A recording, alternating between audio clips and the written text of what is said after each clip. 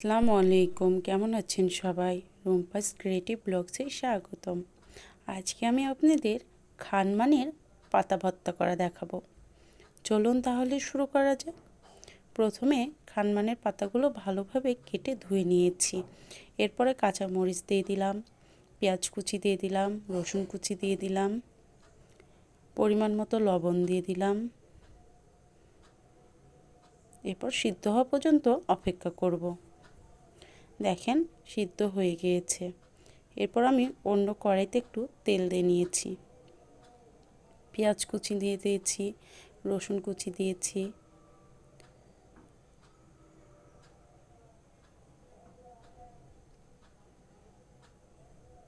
এরপর আমি সিদ্ধ করা পাতাগুলো দিয়ে দিব, ভালোভাবে ভেজে নিব।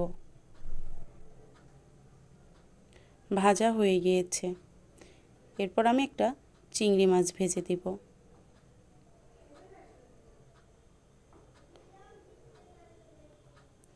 চিংড়ি মাছ দিয়ে একসঙ্গে ব্লেন্ড করে নিব। দেখেন ভর্তাটা রেডি। আল্লাহ হাফেজ।